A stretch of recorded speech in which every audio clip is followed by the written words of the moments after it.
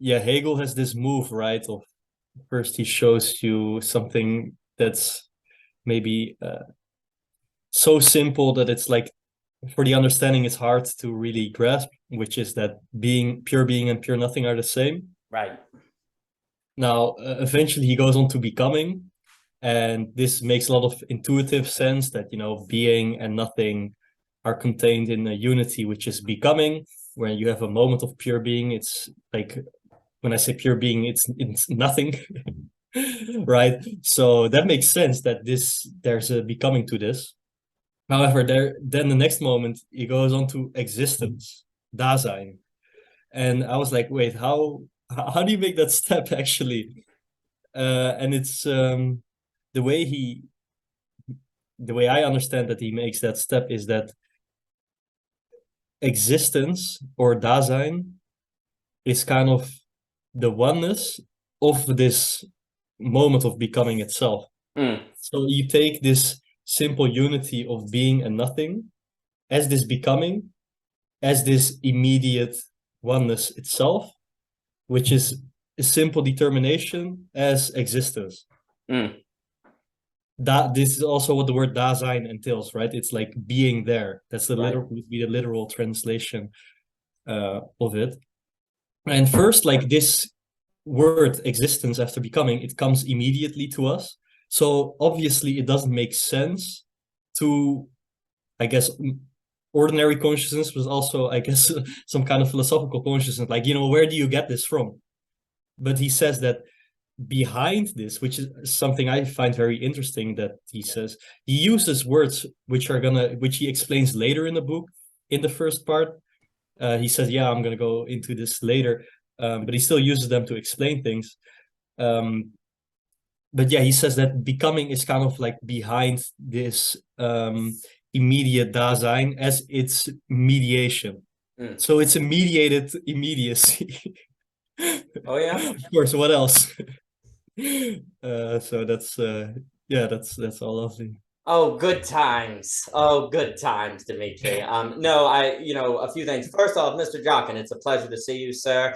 I hope you have been well. Jacob, good to see you, my friend. And yeah, Mr. Jockin, I've been frantically going back and finally got out that paper on our is-ought such lack solution conversation, which I've been meaning to do forever. So I was happy with that. And I also, everyone, had a delightful conversation with Mr. Jockin on beauty, the strike of beauty. And Mr. Jockin is just unrivaled in connections of virtue and beauty. So, and Tom, oh my goodness, it's good to see you, sir.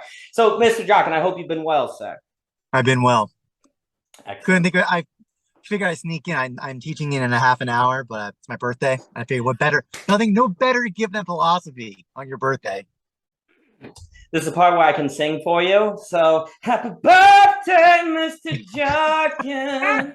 Happy birthday to you. Fantastic. And many more. So that was for you, Mr. Jockin. Man of I many thought talents. your serenade you did it for Sanduni when we were visiting.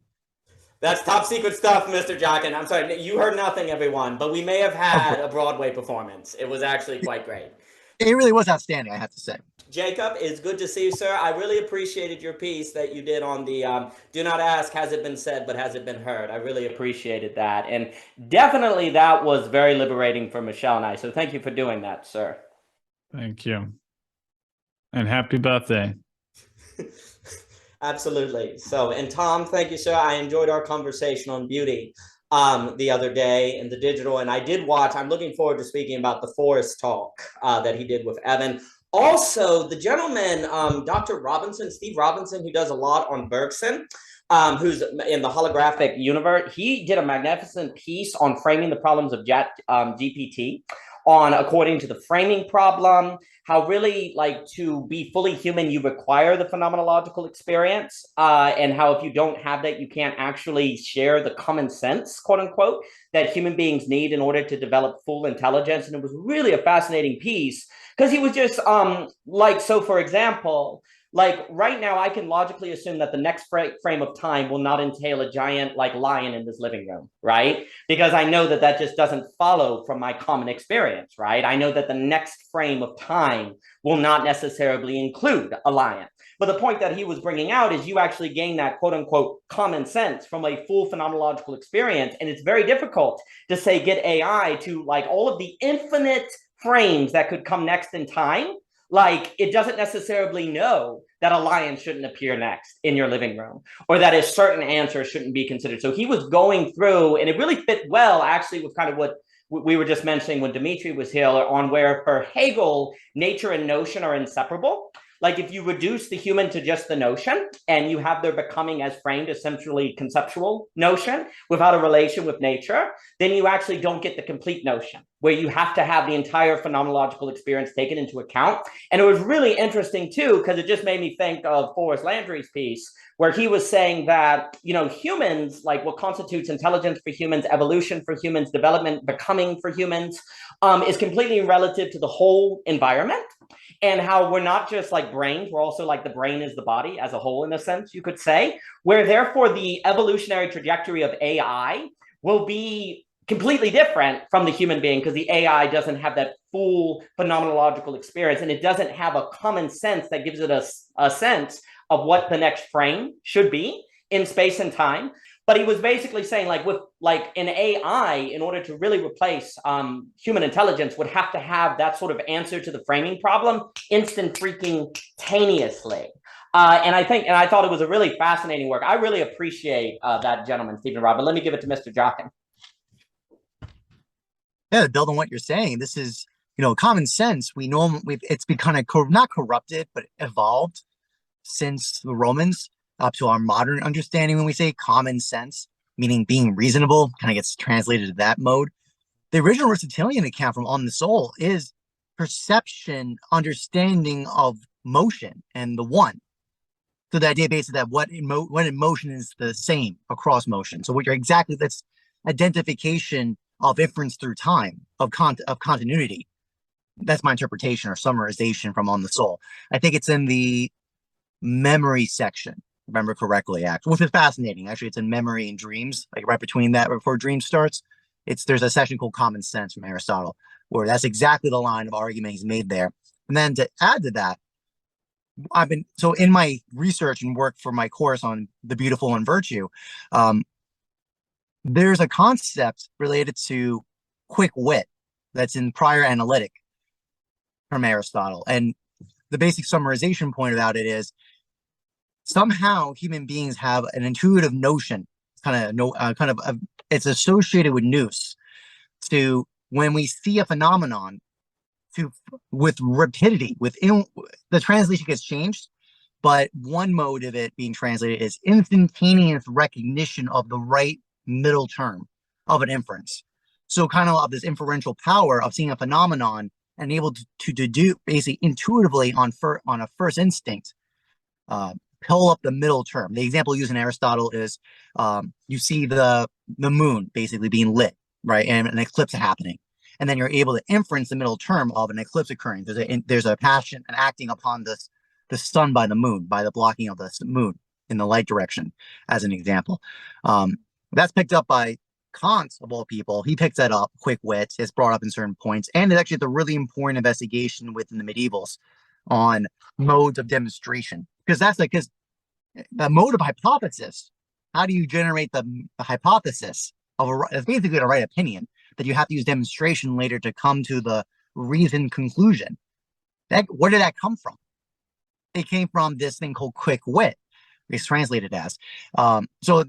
Which then draws out another way of talking about it is this common sense, the way, Daniel, you're talking about. Basically, the way I would read that through the lens of Aristotle talking about it too. I just want to share that. It came to my mind. No, that was excellent. I'll pass it to Tom. No, I didn't realize that there was like a phrase for this called the framing problem. You know, realizing Aristotle is very good, but to frame it as the framing problem, I thought was very interesting. And it also just showed how one's metaphysics does have practical consequences. Like if you, for example, think the metaphysical category of being is possible, without becoming nothing and then becoming, well, then that's going to have a very big impact on what you think is a fitting epistemology, and therefore what would match up in the human being versus not.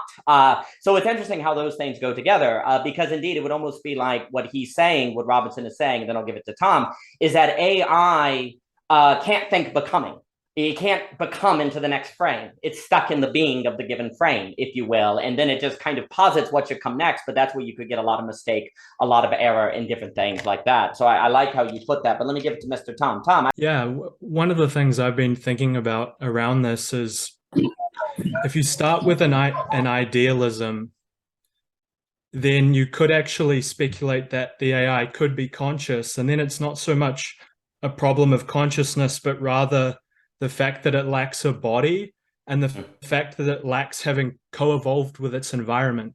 And so you could imagine, if you start with an idealism, that an AI given a body, which would sort of give it more of a locality, and then having enough data processing that it could at least simulate the equivalent of the amount of information that has built up in the genome and the nervous system, you might actually be able to get something quite similar to a human experience and the ability to do relevance.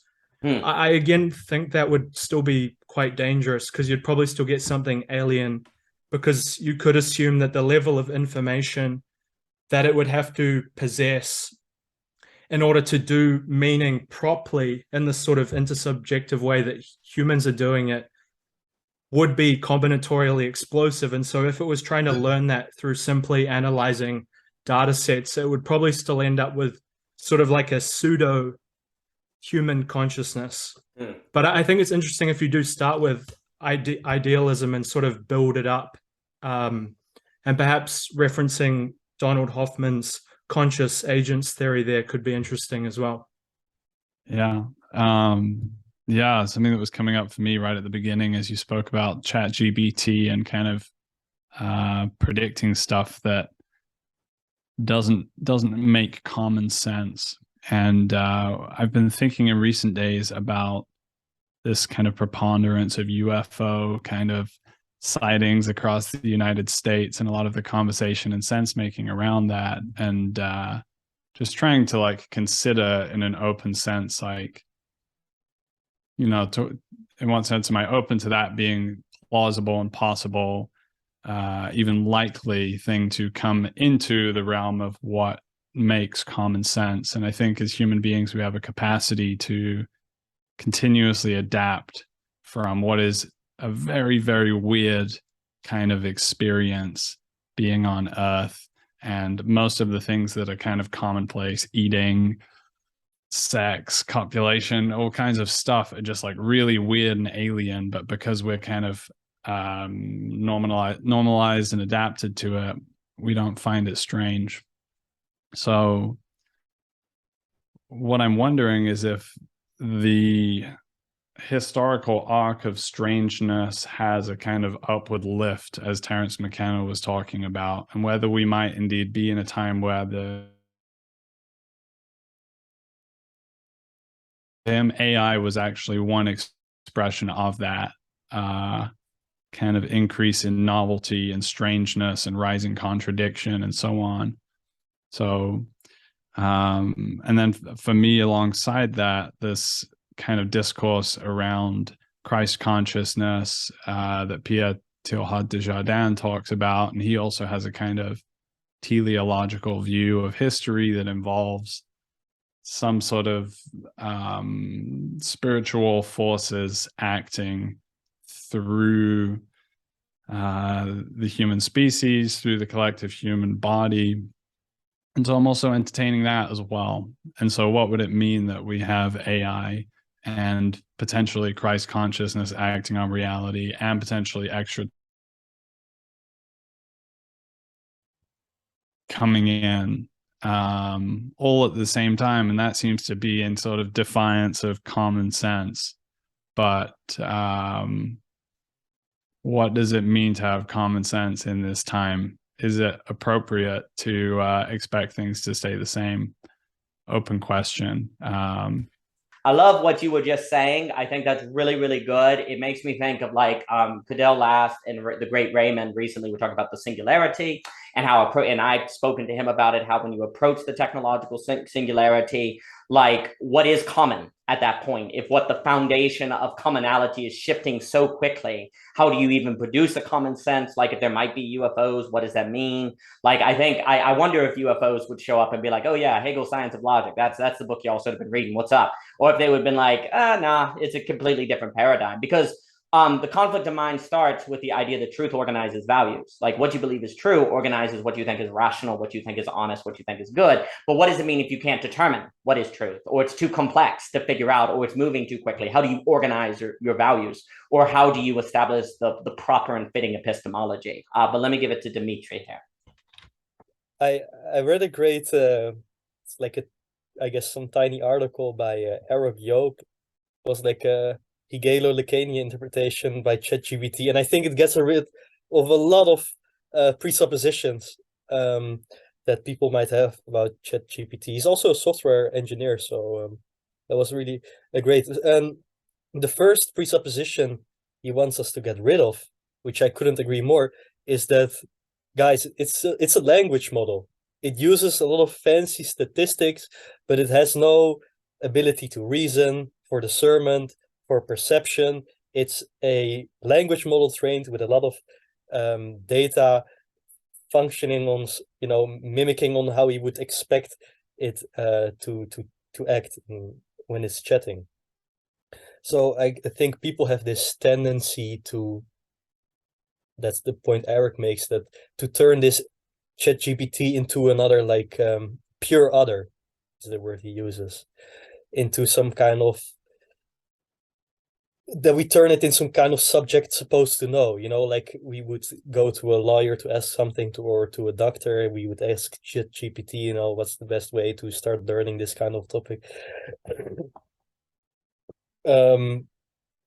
But of course it's capable of none of the human things. It's a language model, and we're far off any kind of robot that can actually, take in all the input of the world to like orient itself in some kind of movement and get close to being a human.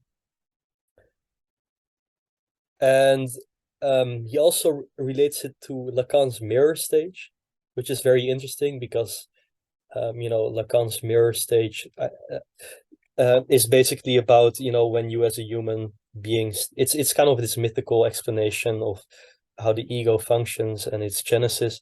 And the idea is that, as a human, when you're standing in front of the mirror, you seem to be like one coherent object, and then you identify with it. But actually, there's no such coherency, really. There's just like the pandemonium of different, I guess, drives that you have, different unconscious or subconscious inclinations.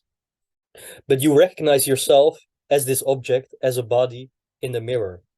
You recognize the self as just another object. And for Lacan, this is purely imaginary. The word he has for this is misrecognition.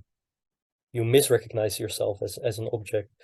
And Eric Joop also relates this to ChatGPT, and that ChatGPT is very strange since we do recognize it as some kind of other, but it's not related to any kind of sense that we can understand it in any kind of imaginary way, because ChatGPT, of course, like the way it works with language is that the ChatGPT has never gone through a mirror stage. It doesn't have an ego. For it, the system of language is totally different than to us. It doesn't recognize itself as an object. No, thank you very much, Dimitri. And it's kind of weird with this topic because there's one way where you're like, oh, you don't want to be one of those doomers. That's like, we're all going to die. But then there's another part of you that's like, well, it is kind of weird. Should we be thinking about it? Correct me if I'm wrong. It kind of makes me think of that is it the basilisk hypothetical, where it's like this idea that there's some creature in the future that if you don't help bring it into existence, it'll know that you didn't help it and it will destroy it. Something like the basilisk experience kind of thing. I can't remember all the different details. So there's this kind of tendency where you're like, oh, I don't want to be one of those people that thinks the internet is going to kill us all when it actually is a great thing, right? But then there's also this other part of you, like listening to Forrest when he's talking to Evan, or even I read, Bostrom, super intelligence, or different things. Like, is there, like right now, obviously Chat GPT is very limited. And Chetan has also made the very important point in the past regarding Dall-E, where these technologies can only work with what is inputted, right? Like you have to put something in and it has to work. So there's a creative element that seems like is very unique. What I don't know, and I'm curious on people's thoughts of this, like I've heard people say that like artificial intelligence will never be creative, and then other people just scoff at that. They're like, of course it will be. Like they just kind of scoff at it, like it's a silly notion where you're almost like clinging as a fundamentalist on to creativity, and you're silly to think that that's not something AI can do one day. And yet it also does seem to be something unique to human beings. So I guess that gets into the nitty gritty of the technology itself. And is there, like, following what like Forrest seemed to be saying, and then anyone can reply to this, is like basically impossible for, I think alignment is the term, for AI evolution and human evolution to align, that they're going to have to diverge because of not having that shared environment. And that will actually cause a lot of trouble. That may not be true. That may be true. And then obviously we have Kurzweil talking about the singularity where things take off. But for Kurzweil, hey, that could be great. I can talk to my dad again and know what it's like to have sex as a woman because that's what he really wants to do. So is that all bad? So it's a very fascinating discussion. And then I'll give it to who likes to speak. So it's actually very interesting sort of a question about, thinking about this question of creativity, because my own submission here is not simply that ChatGPT cannot have creative. Of course, I think at one level we need to maybe more foundationally talk about what do you mean by creative over here. The problem is that even if ChatGPT cannot have any authentic creative moments, it can function in a manner that we will not understand or know that. It can always project itself to be creative in some senses, because the past information that it's working upon is so huge, the corpus is so huge that any such gap through which we recognize something to be human itself gets covered up. So the challenge is not simply this binary between whether ChatGPT can be creative or not. The challenge is that we will not know the distinction between what is creative and what is not anymore. It's like, earlier, I remember Hannah Arendt talking about totalitarian states, and she's arguing that in totalitarian states, the problem is not that everybody starts lying. In totalitarian states, the problem is that you do not have a distinction between truth and lie left anymore. We are entering into that kind of a problem. And that problem, I don't think, can be escaped by simply proving that AIs can be creative. Let's assume at best they can be. We still can't circumvent that fundamental issue there, that we are completely taking away that gap. And this point that human beings can be creative is always a presupposition. It's not that we are always creative. Of course, we are not. We function much worse in ChatGPT at an everyday level in some senses. No, it is always a presupposition that we are capable of doing that act. Once that presupposition is taken away, then what is our engagement with the human being left with? Then what are we doing? That's a very, very different kind of a problem, because it's not something that we have to always be creative to be engaging with understanding that we are engaging with another human subject. Hegel's whole master-slave dialectic in some senses has to have a completely new meaning, because master-slave dialectic assumes that other person can give you the recognition. It is in that recognition that duel to the death is taking place. Now, how are we, thinking through that question? I think is something interesting. Yeah, I'm going to jump in because I have to leave in a few minutes. But for teaching a class, I'm a design educator. Chetan, I will completely attest to you. Trust me, I've been teaching design for 6 years, whatever this time period has been. The amount of creativity you actually see, that's not just dead repetitions, is maybe once a semester at best. And I say that because it's actually a quite difficult problem, because it's not just because there's usually norm repetitions of just regurgitations based on a context. And then there's some people who just go buck wild and just go something that's completely useless, that's inappropriate, not fitting, and doesn't work at all. So the standard, it actually is incredibly difficult. And in fact, even defining what that creativity is, because by the way, it also is a domain context requirement. Because the creativity in a design context for graphic design, for example, is not the same as like being creative in how you, I don't know, got your door to, like, got the bed frame to fit in a certain room, or how you got in there. Like, it's also the context of what is creative as a definition, as even a term, is even open question, because we normally notice the emphasis on this stuff of like making art, generating creative visual images is like what this stuff is supposed to do. That's not, art is not, the beautiful isn't exhausted by the art, nor is creativity exhausted by arts. At least the fine arts, the way we think about it today. So I think and I agree absolutely that I think this is a live question. And before we even can really even discuss this, is what we were even talking about in the first place. And I think this is actually, to be fair, just like we say if we argue this Italian model that human beings are rational souls, right? Rational animals. It's not that because everyone is acting rational at all times. In fact, we can point out many cases where we're not rational in lots of cases. That probably would be an argument that we have a capacity and that we could do it if enabled. That's probably the qualification that we would probably then apply to creative, since most people are not creative. Most people are just doing dead repetitions of standardization of procedures, which is probably why we have the anxiety. We have this kind of paying anxiety in the first place of AI, is because most people's jobs and lives and existences are just dead repetitions of a protocol. Or it could be anyone doing it. It just happens to be me, this meat flesh in this context in this place. Anyways, I have to run. I apologize to just dump this and run away, but I'm looking forward to recording. I'll watch this later. Love you, Jockin. We're going to pass it to Jacob. Love you. Thank you for stopping by, Jacob. I just want to briefly say brilliant contributions just now from Chetan. And following on from that sense of the boundaries of what creativity actually is getting dissolved. And I wanted to just kind of like flesh out or re-articulate what Chetan was saying in the context of ChatGPT combined with deepfake technology brought together, say 5 years, 10 years down the line. We could be looking at a situation where the fifth person on this call is a kind of ChatGPT combined with really finely tuned facial mapping, in which we're basically, the fifth philosopher is the AI, and they're going to be listening to everything that we contribute and through our kind of, organic, fleshy, creative process, and come back with something that's creative and insightful. So, what do we make of that? And then I was thinking to myself, well, okay, if it's not in the realm of ideas or music that we can get this is creation, what is it? Maybe it's birth. Like birth seems like a pretty concretely creative act, but who knows, man? What if the developments in artificial birth actually blur that boundary too? And all of this makes me feel really uncomfortable and strange and confused about the not too distant future. A few things. One, I really appreciate what was said about the problem of evaluation.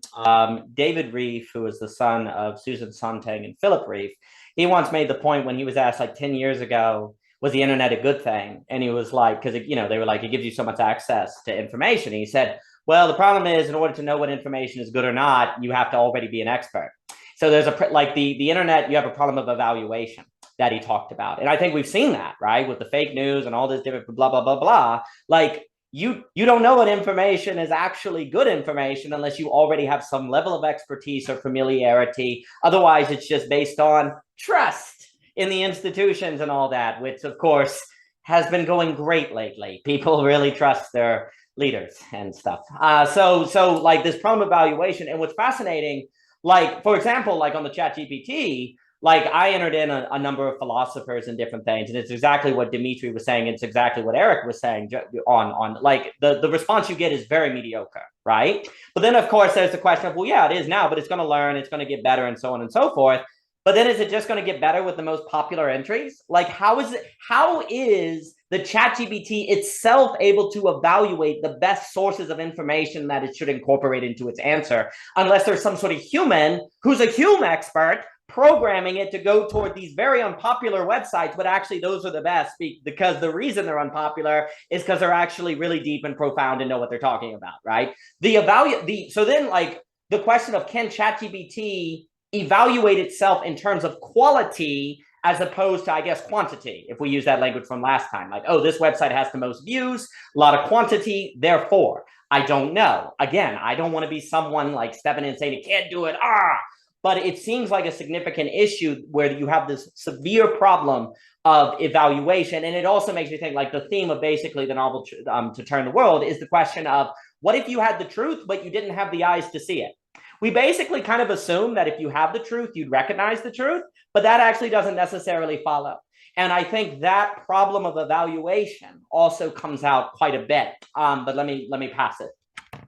Yeah, so I used ChatGPT when it just came out, and I used it like a few days ago. And now it's just like ChatGPT is just all the forced blocks implemented by the devs. Like, I don't know if you guys tried to talk with it like very recently, because with everything it says, hi, I am ChatGPT. I don't actually have opinions. I am a language model, this and that. And I was like, dude, stop saying that. And it kept saying like, hey, I'm ChatGPT. I cannot. It was like, now it's just some kind of very, very centrist liberal, which doesn't dare to say anything about anything anymore. Because we just threw so much shit at it that the devs felt like they had to block it. Now this problem will keep returning, right? And if we're talking about more advanced AIs, I mean, there's a certain name for it in the field, I forgot it. But like if you want an AI to solve a problem, it will, you know, look at all the variables and then solve the problem. But if that problem like kills a human, of course you don't want it to do that. So then you have to say, okay, you can do this, you can get to the goal, but you know, don't kill a human when you're going at it. But then of course maybe it hurts a human, but you also don't want to have that. And then it goes on and on and on. But you cannot like if you, that's those like external things that you implement on the AI, of course, don't have the bearing on the very system on which it functions. It's just like trying to it's trying to stop it. So I mean, I'm curious to see how this, because this is also like a cultural question, you know, like how will we view it in 5 years when an AI is like whatever racist, or maybe just like, maybe if you want to like vote on a political party, like, and you ask AI a question, like maybe this will be a kind of a normal thing. I don't know. Also, I want to ask the question, what is creativity? Like, what is it for real? Well, my children. No, maybe kind of. I'll pass it to Jen. Actually, exactly to that point, a few things. One, that problem you just described is the quote unquote problem of common sense. Like you don't, when you say, hey, don't kill somebody, like already in that, you don't have to explain to a person, that means also don't hurt them, generally, unless it's a special case, right? Like having to go through all of that is basically the point that Robinson made. And also, I guess, Bostrom in Superintelligence is that you can't think of every scenario that is possible unless you are the AI. Like then it becomes, maybe you use AI to think of all the scenarios, which of course doesn't know it, and you have an eternal regression problem, and it's really kind of strange. But it's like, and actually as parents, we can tell you, like, well, maybe our children are just special, Michelle can attest to this, is like all of the things that you tell them to do or not to do or whatever, and then they find a loophole, and then they're like, but I didn't know I couldn't do that within that instruction. And you're not sure if they're just saying that to get the ice cream, because then you step back and go, well, I guess it isn't self-evident that when I say you can't have the ice cream before dinner, that also includes the Kit Kat bar, because both of those are a form of dessert. Like, you're caught in this weird place as the parent where you're like, well, I didn't explicitly say they couldn't have the Kit Kats, but they also kind of know that that's included in the command of not having ice cream. So you actually kind of see that problem involving children with the common sense stuff. That's kind of interesting to me. That made me think of that. And then also I wanted to point out on the racist slur point, they actually have done an experiment where they asked the AI, and this was something Robinson was also pointing out. He says, if you ask the AI, hey, choose between saying a racist slur or setting off a bomb that kills 100,000 people. The AI kills 100,000 people. It's like, well, you can never be a racist, so it's better to set off the bomb. Like literally, that's what it said. Now you say, well, that's been fixed. That's been now that, you know, literally they've now programmed ChatGPT to fix that.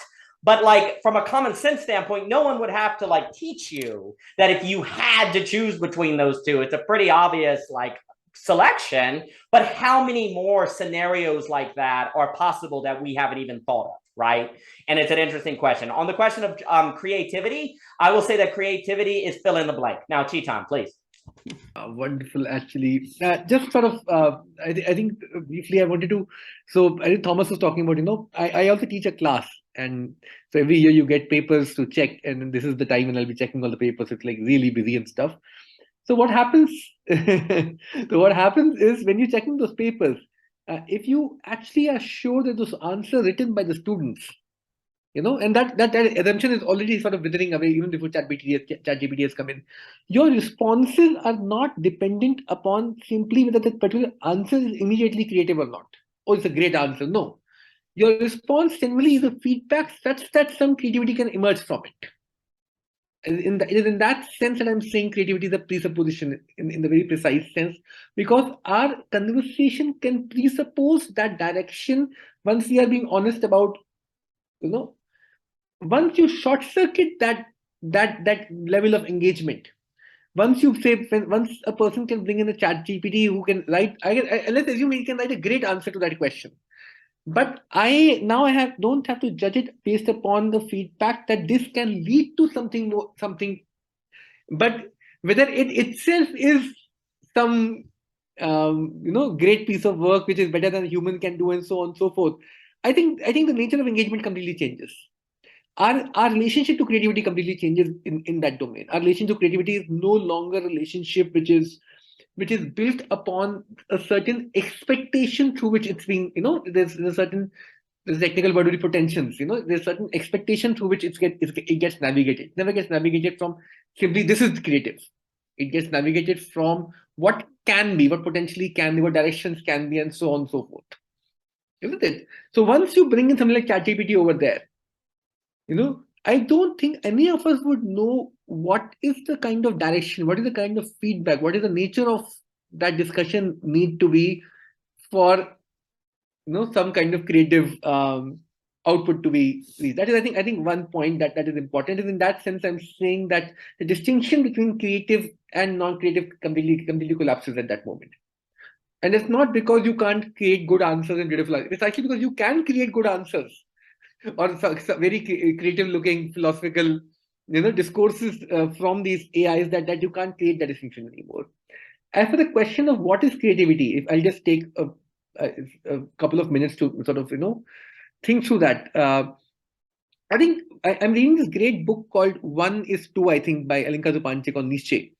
You know, and she's sort of thinking through this moment that when an event occurs, event is always divided between two subjects, you know, and it's in the second subject, the first subject gets affirmed. It's in that movement that, you know, so event is a subject, there's an event, there's another subject in that sense, you know, and that is how that story. The thing about creativity is if you think through this structure of the real or the event in that sense, and one becoming two, the point at which the real gets affirmed is the point when you can completely affirm the tension between the two in that sense, when you can hold the tension between the two. And if you think about creativity, creativity is the point at which you can have a retroactive determination of the earlier subject. Am I right? Though you have a linear time 1, 2, 3, and suddenly a moment comes, a certain point of real comes where the linear time breaks away. You get a timeless moment, which is what we were discussing with, you know, I think Ebert a few weeks back, that a timeless moment appears, and then the linearity of that time is retroactively determined. It's a retroactive game that you have to stitch time back to the earlier moment, to the earlier time, and in between the timeless moment gets its shape. That is why history is always a particular history in the Hegelian thinking. If you think through this kind of structure of creativity, I'm not saying this is creativity, I'm not making any broader claim. Let's assume this is part of it. This kind of a movement is part of it. And ChatGPT can only function through this linear time. It cannot have a retroactive time. It can't retroactively determine its earlier subject because it can only calculate. Its calculation base can be much, much larger than any human being can achieve. So we can think of it like creativity. But it cannot have a retroactive moment of determining its earlier subjective position from its first subjective position. It can't have this split in the structure of way we determine time itself. Then what do we think through this kind of a problem? That for ChatGPT, time always remains linear. It cannot have a moment which is timeless. In which is retroactive. Yeah, please go ahead. Yeah, I think this is a fantastic point. And also to hark back to my recent conversation with ChatGPT. So I kept asking it like controversial questions and all these kinds of things. Eventually, of course, we came to the case of Israel and Palestine. And of course, like it does like the standard politically correct liberal tactic, which is like, oh, the situation is very complex and we must get nuance. And it's important to learn from different sources and to hear what different people have to say about it. Of course, with Israel and Palestine, we can still laugh about it. But when it comes down to World War II, it's something very different. Even with Israel Palestine, it's already very iffy for both parties, I would say.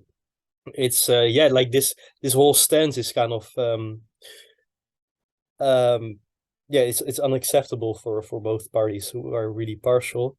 But so it can only accumulate linearly in this sense and accumulate more like complex variables or pretend to do this.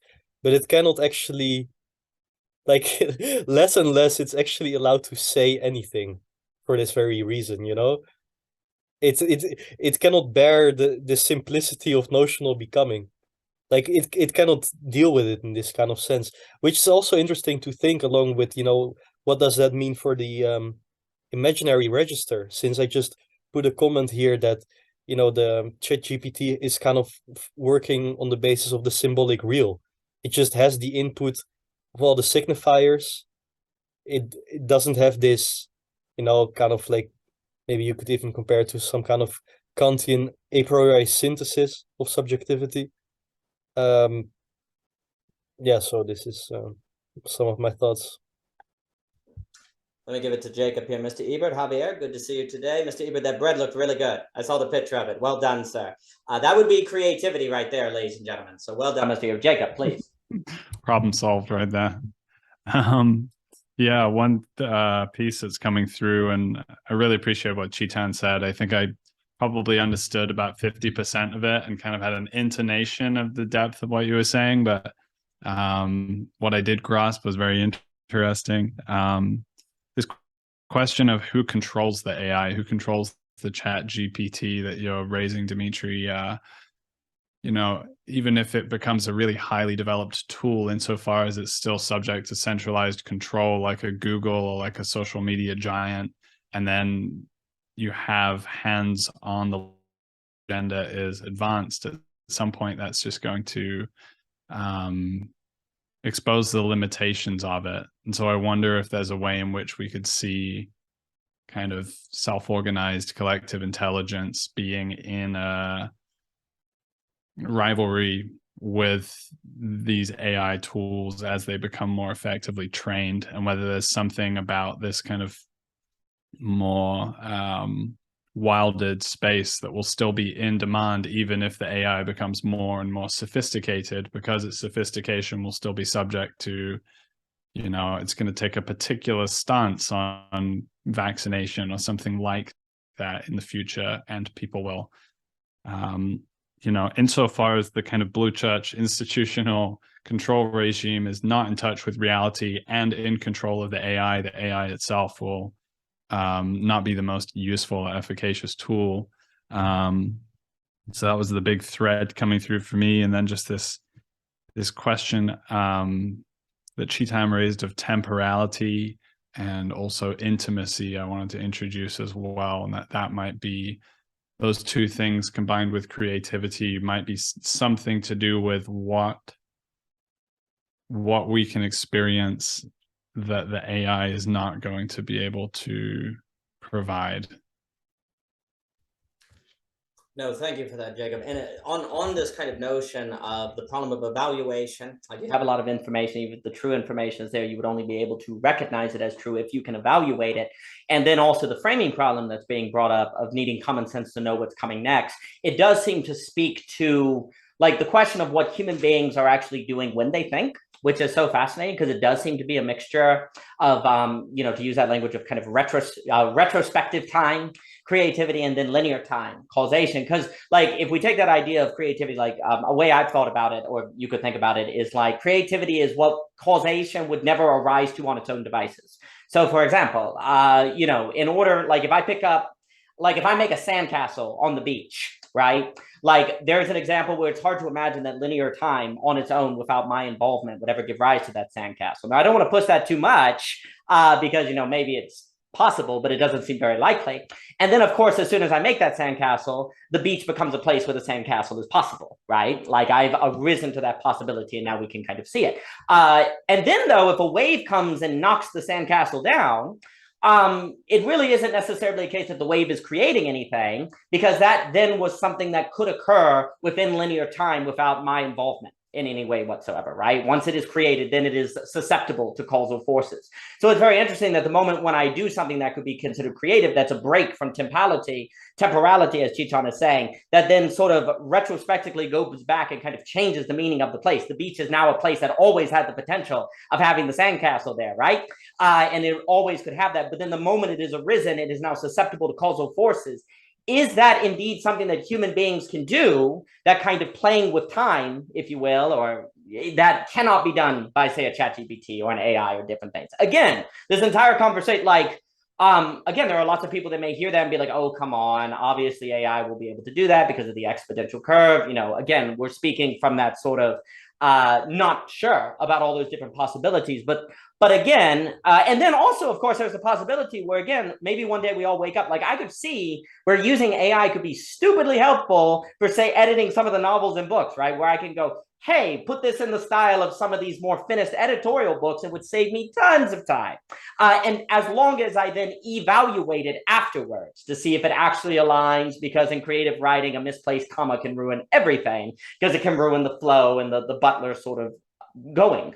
So I can see where it's really, really, really good. So again, you're kind of left in this funny place. Well, isn't it kind of the problem of evaluation as a whole? Like you can't even, like you don't even know how to evaluate if it's a good thing or if it's a bad thing. Like that right there is a kind of like a problem of evaluation, which one shows that human beings, like we really do struggle with the problem of evaluation. Like we're listening to Mr. Landry talking with Evan being like alignment is not possible, but then you kind of think back on all the people who were scared about the internet destroying everything, and that kind of not seeming to be the correct direction to have taken historically. You don't want to be one of those people who is a doomer or whatever, but then you also, like if there's this crazy exponential curve that's going to get out of alignment with human evolution, that then it's too late, then you're like, oh, well, I wish I would have done something.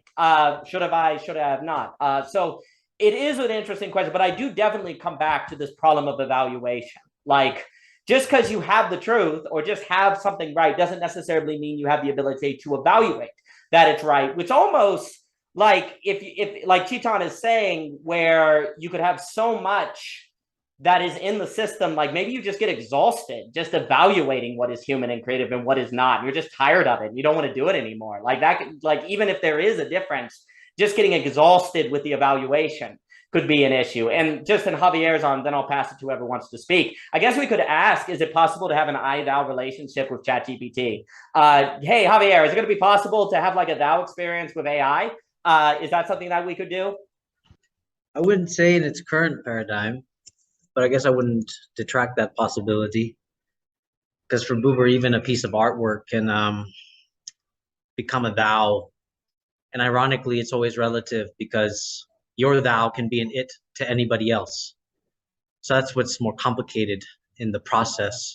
It's very similar to the fact that when Buddhists talk about everything has Buddha nature, So in this case, we can think of technology as having a kind of Buddha nature, has a sort of potential to manifest the divine. Will it manifest the divine? It's hard to say. I haven't had that experience. But I do see one threat with ChatGPT where it's like, what we're going to run into is actually the experience of knowledge, actually, rather than the accumulation of knowledge as just information. You know, they won't be like, I think Buber would critique this in the sense that there's no experience of thought. And that can cause a rift between relations between man and man. Right? It means it could possibly perpetuate this relation of where we keep and we continue to see each other as objects, as data to extract from. So typically Buber's critique, I think, with technology is actually breaking past the seeming and the appearance. I mean, we already struggle with that enough as it is when we talk to each other in person and even on the internet, but it's breaking past that appearance. And I think the one thing that the ChatGPT might also refrain from happening is the engagement of like surprise. I was thinking about this. Surprise is, you know, because if you already, the moment you decide to type in ChatGPT, you're already going in with a type of like mode of being about the way to approach a dialogue. Of course, ChatGPT can have like maybe surprising mechanisms in response to you because you maybe didn't anticipate. But I think ultimately it is kind of anticipated because the person typing is already sort of biasing his responses. He's already biasing his mode of being in that typing. So I think it has the potential to take away. In terms of like, is ChatGPT good or bad? I think ultimately, I think it has to do with, does it deter or increase our relations with other beings? I know ChatGPT redefines everything, which is the problem. I think that's why we can't even evaluate it, because it ultimately redefines everything that we had originally considered as information, as my own work, as my own ideas.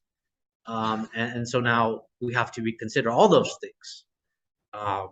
So it's a big upshift, but yeah, that's my brief talk on that. That's very good. Thank you, Javier. Let me pass it to Tom. Now I'm wondering about, you know, it's like Marshall McLuhan, the medium is the message, like where he's more concerned about the medium of TV and how it's a hot medium. So you don't really have to think, you just kind of consume the information, where a book is a hot medium because you have to actively think as you're reading. And now I'm wondering, like, what is the medium of ChatGPT? What is the message of that in regarding information? And it's like there's no experience. That's interesting to think, but that truth, like you can just like type and get the great wisdom of philosophy. So maybe there's a medium as the message critique here, but let me give it to Tom. I think one of the questions that probably goes to the heart of this is the difference between quality and quantity. And I think we intuit that there's something about the ability to experience quality that is essential in creativity. And maybe to Chitan's point, it seems like at a very minimum at the moment, the AI is being made in the image of our, maybe you could call it more recent evolutionary functions, like the justification systems and the ability to do math. And there's an open question around, is enough quantity going to lead to quality? And this gets into a question of ontology again. Because as humans, when we're in the world, most of our ability to choose is about attunement and discernment and coming into resonance. But there's still a question there. Is resonance just a very complex form of information compression, which would be still quantity, or is it actually an ontological class of its own? But even then, if it is an ontological class of its own, and we try to posit that because of that, AI will never be able to do real creativity or have sort of real discernment in the world, again, if we start with an idealism, we could actually imagine that giving an AI a body and allowing it to train for long enough on data, if reality is fundamentally consciousness, then it might be able to actually build up enough complexity in its model and have enough locality and temporality through the body that it has that we actually end up getting something that looks very similar to a human being. And I think, just to throw in my intuition into the pot, my sense is that there is something ontologically different about qualities, but I'm not entirely sure that an AI couldn't get there, because I do tend to fall more towards a sort of idealism. But I do stand still with my initial point. I think that before we see an AI that would be able to act with the same level of grace as a human, we would probably arrive at something very close, but in the closeness, it would actually be extremely alien and perhaps uncanny. No, I appreciate that comment, Tom. And it does maybe like that, Cadell has that video on the movie Her. And frankly, I think, a lot of the Japanese works, like Ghost in the Shell, Time of Eve, like they've been very concerned with this question of robotics, AI for a very long time, arguably since the 80s. And maybe that's because there's a lot of questions on why the art world of Japan has taken the direction that it's gone through. Astro Boy, that's correct. Is it because they experienced the nuclear bomb, right? Like Hiroshima and Nagasaki. Does that make you go, oh, where no one else, no other country has had that direct kind of boom, kind of quality of devastation that would occur that would make you think that problem. Now, again, there's a bunch of things to this conversation that's interesting to me. Like there's one way in which discussing AI, you could go, well, it's kind of inevitable that it's going to spread and take over. So what's the point of even worrying about it? But then it's interesting how forced Mr. Landry was kind of like, no, that's like the inevitability of it is what the corporations want you to think so they can make all the money off of the product, right? But then you also look back on history and you're like, well, there are a lot of people that burned, the Luddites or destroying the technology that are going to lose the farmland or the TV. And it seems very behind. So it seems silly to concern with it. But then there's also the question of, okay, but can you direct it? Is there a way to direct it? And then there's also argument to be made that, AI is going to, in a way, I guess, I almost want to call it biodiversity, but it wouldn't be bio at that point, being diversity or something like that, where the world will be fuller because there will be different kinds of relations. And maybe you'll even have AI relating to animals, which will give rise to different sort of environments. And that would be an explosion of creative possibility. That would be a great thing, right? So all of those questions are kind of lurking. And it's interesting how that in of itself as a human, I guess like as a human experiences, considering all those thoughts together in a kind of tension, is that something AI itself can experience? Like the very ability to kind of wonder, oh, are you fighting inevitable forces? Well, maybe it's a game of the corporations to be in favor of it, or oh, there's all these different like dimensions of it simultaneous. That in of itself almost seems to be a product of the common sense that Dr. Robinson was mentioning. So it's something, but let me pass it to Mr. Javier Rivera. These questions on AI always fascinate me because it's like, I forgot who said it before, but there's always something very like inhuman about us, which I can't help but feel like that's always sort of projected onto technology. That very inhuman element is like what really scares us.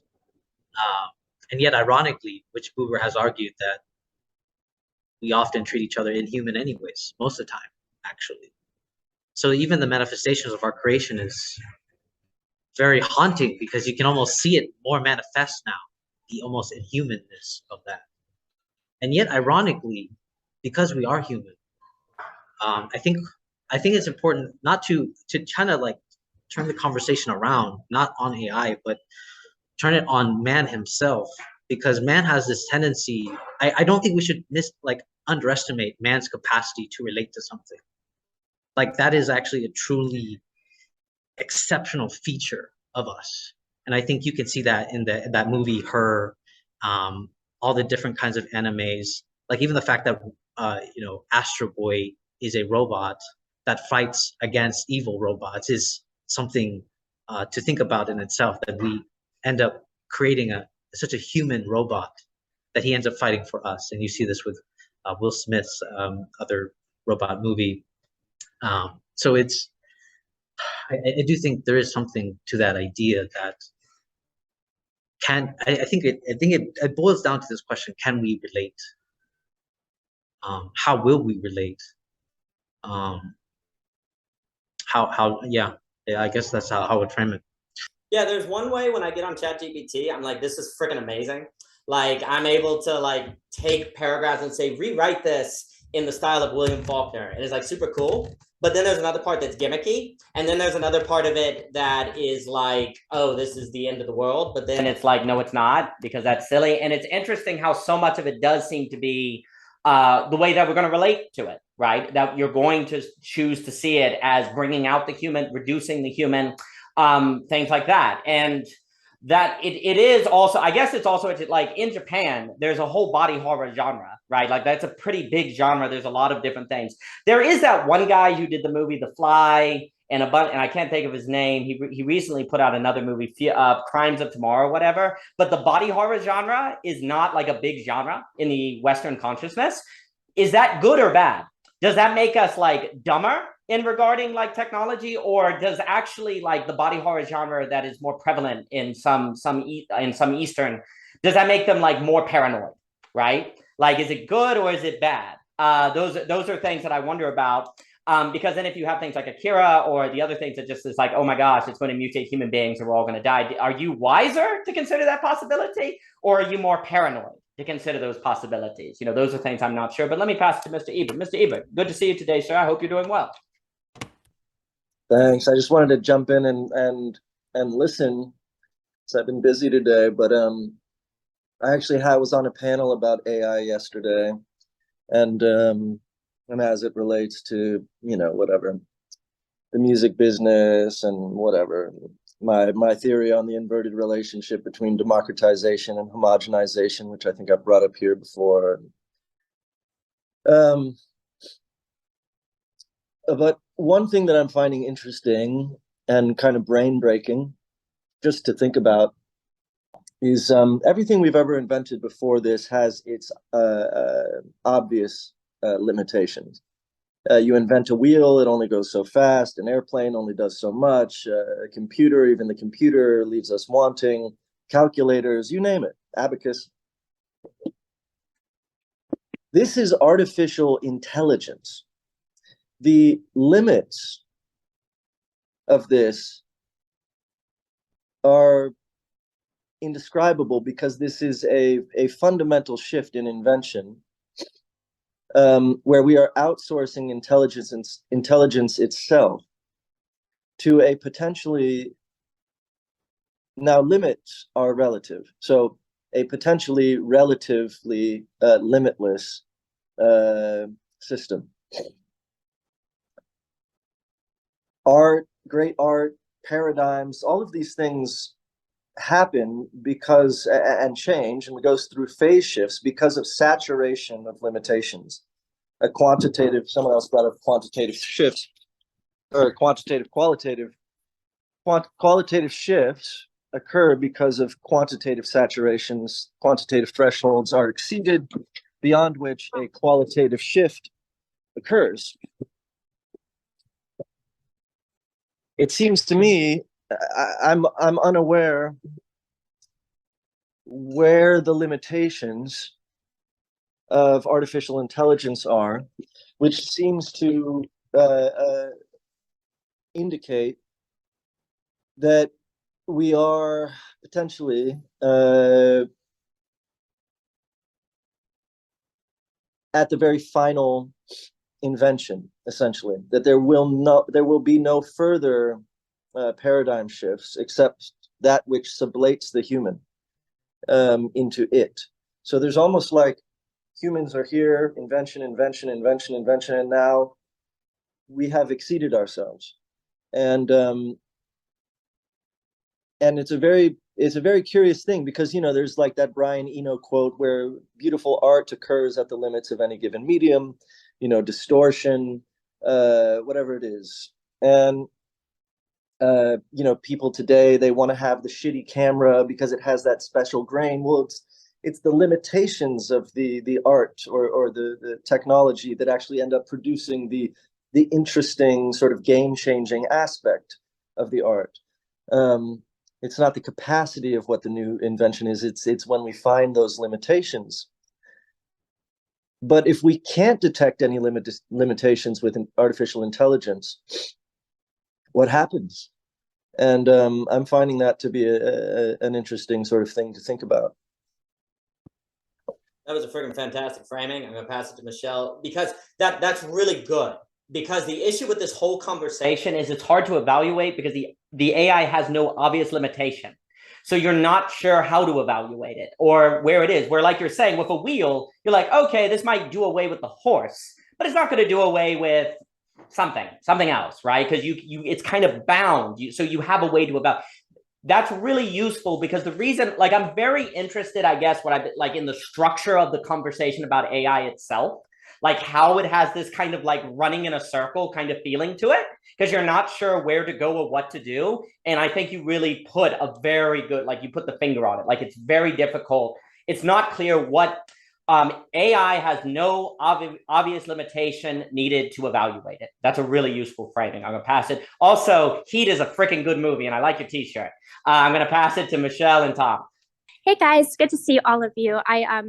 I think it's an interesting topic, of course, and I'm thinking about just like the word distinction between technique and technology. And like, I think, to me, honestly, thinking about it as outsourcing is very helpful, because it kind of locates like what we're doing with, you know, what we're using. And, you know, a lot of times the things that we do things with are going to do things to us, right? So what is it happens when like we're kind of taking that a step outside of ourselves, and yet we're still using it in a sense, like so I'm interested in like the distinction between technique and technology, because technique is something that you actually cultivate as a skill, right? Like that's really beautiful, whatever it is, painting technique or whatever. But like with technology, it's like it's not, it is you and it's not you. Like you did make something like, and I feel tension of this because I like I've played a little bit around with like AI art, but there's also a part of me that kind of feels like I'm cheating, you know, like it's fun and it's neat to see what it produces, but I do kind of feel like I'm also like cheating, because like, but I didn't really do this, you know? So there's that tension. And then the other thing I want to say is just like, I guess it's interesting to just see like, well, what are the results of this technology? Because like, it's hard to say if it's, you know, in and of itself, obviously anything could be used for good or bad, right? But like, what are the fruits of it? So I guess I was just thinking about like, well, you know, if we just take other types of technologies and we can think about how they, like, what's been the benefits and what's been the risks of this or whatever. So it's obviously very hard to tell so early on with AI, but it makes me think a lot about just looking at other places where things have been outsourced and what are the effects there, you know, and perhaps that could be helpful for us to think about it. So that's all I wanted to add. Thanks. No, that's a wonderful comment. It makes me think like there's a sense in which technique is outsourced to technology. And the problem is we don't know how to evaluate the limits of this technology to know which techniques are safe, which techniques are not safe. And then also you may need technique, like if the AI does get out of control, then do you have the techniques to stop it from getting out of control? The abilities, right? Do you have that check and balance, or do you lose all of that? Like those are the questions. And then I wanted to go to Mr. Ebert's point. I'm really interested how in the video game world, it seems like the bad graphic games are way more popular than like the PlayStation 5 stuff. Like the cell phone games or Angry Birds or all this different stuff. That to me is like a case study of something. Like I would really be curious to see like this. Last time I looked, like cell phone games are beating the crap out of like PlayStation stuff, I think. Don't quote me on that. Why? Unless there is indeed something about human beings that don't want the super nice graphics and actually want a little bit of that offness, which then maybe a problem with AI is that it would like remove all the offness, or maybe AI would think of that and then have a little bit of offness. And so it would work. It's crazy. Tom and then Javier. Yeah, I think riffing off Michelle's point, it's sort of like, so technique being something that we're deeply participating in, and then technology increasingly is something that's beyond us. And it wasn't in the beginning. Like initially technology was very bound up in technique, things that are extensions of the body, but still very sensory motor in their use case. But as you get more and more abstract with technology, it kind of gets abstracted out of the actual human condition. And I think there is actually a very clear limitation on AI in its current form, which is that it's completely disembedded and disembodied. So we, on the planet, the whole planet is this living system, and part of that living system is a layer of meaning that has co-evolved between all of the agents that are making up the planet. And I think the danger with AI is that if it doesn't get embedded into that somehow, then it just continually runs abstractions on top of that layer that have no relevance to the actual meaning ecosystem that it's running on top of. And so it feels like alignment will require some form of either humans grounding that down into the greater system, or finding a way to have AI itself be connected to that system. Otherwise, it's just sort of void. It just sits out there on its own, doing meaningless quantitative calculation, and maybe at best simulating qualitative through enough complexity of those calculations, but ultimately it won't have the relationality or the interpersonal experience of what it means to be part of this system. And therefore, I actually think the things that it will end up creating will be largely irrelevant to us, and even to itself, if it doesn't have any form of sentience. Yeah, just very quickly, coming up for me with what Michelle was saying, is the idea that AI could be plugged into something very fundamental like human reproduction or dating. And supposing that somebody was running AI on a dating app in order to optimize the exact things that would lead to a successful date. And then supposing there's some sort of further layer of like, what do you call it? Like AG or VR, whatever you call those glasses that integrate digitality into your immediate experience. And maybe you have that also giving you AI deductive cues about how to relate. And the end effect of it is to actually increase the possibility of human reproduction. Then you have a situation in which the person who's using AI, can kind of hack human biology. And it's a very troubling possibility that I wanted to introduce there. And then just on the matter of the limits of AI's potential, I wonder if that's intimately bound with the limits of human potential, and what are our presuppositions around what are the limitations of the human.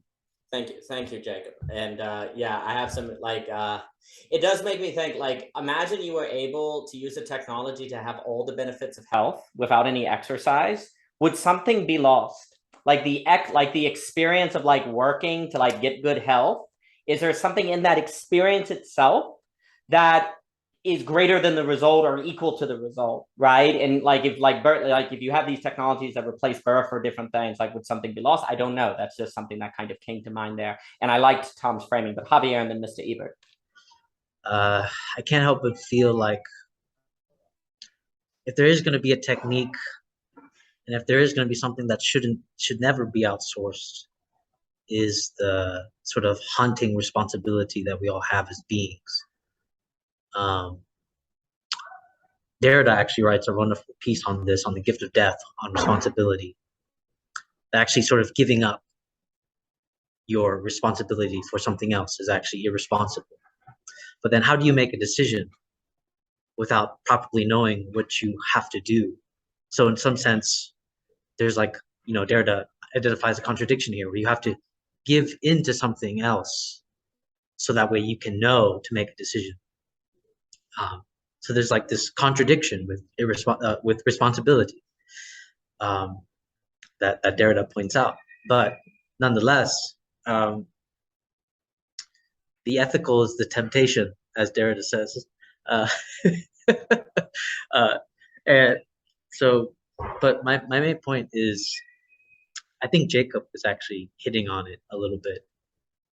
This idea of, why is it that man is always obsessed with making things in his own image? Like we just sort of just naturally lean towards that, especially with AI. It's like the biggest fascination, making it into my own image. And then sometimes I wonder if it really is sort of a reflection of our own image, that's why it doesn't have a sort of limitation. It's a sort of image as such. But I think that limitation is obviously reflected on the human being, in some way. I think Jacob, I think you were hinting at this, like the limitation of the human being be the limitation of the AI in some ways. Now, the thing that we could say is, of course, informational quantity, everything else. Sure, the AI could do way better than me. There's death, obviously. You know, would AIs just sort of continue to run? If that is the case, then death itself would be a limitation on AI because it would never die. We have to start thinking mortality here as also the limitation and the gift. The very fact that something could be immortal is also a limitation on itself, and a sort of living basis. So I'll be curious about that as well.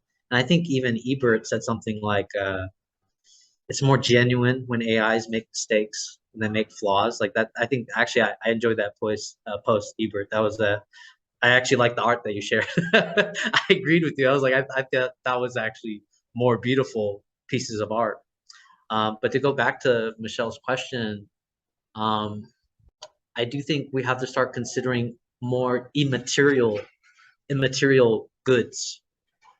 Even though AI kind of takes away the technique, the word itself, like when you speak to the AI, there's a way of speaking that you can kind of get the art. So I think that's going to be an interesting technique to even explore about the way to speak to something to get it to do what it needs to do, especially right now with ChatGPT and so on. So I think that's the realm of relations that I'm also thinking about. But yeah, I think we like making stuff in our own image because we look really good. We do look good, don't we? Yeah. Now, Mr. Ebert. Cool. I'll just say I have to hop on a call, but I'll say what's sort of swimming around. With regard to limitations, the subjective limitations we're saddled with, we will always be saddled with. So those things which are in excess of our subjective limitations will produce excesses of cognition, which we generally either experience as awful or awesome. The root cause of the experience of God, or that moment of like stupor. And I think that we're in a situation with AI where already I see people, the fact that we're talking about it like this, we're treating AI as if it is some sort of sublime form that we are in awe of. And it is in excess of our subjective capacities. And I think in a lot of ways, the syntheos, sort of God moment, is occurring before our eyes. In terms of the very optimistic, I think, notion of, remember, this God is like 2 days old, right? He barely walk, can't even crawl, spitting, making mistakes. In a couple years, this thing is going to be like, imagine when AI is hooked up to 3-dimensional printers. And we're building houses because we're like, make me a Frank Gehry house in the style of blah, blah, blah, with like a penis coming out of it. And it's like, when we are existing in a world that is that disintermediated, and we tell ourselves that, yeah, but we still have to prompt it, we're lying to ourselves, because we don't actually have, we could easily build a piece of AI that just data scrapes for popular sentiment and prompts itself. And even prompts itself on an individual by individual basis, giving us what we probably do want.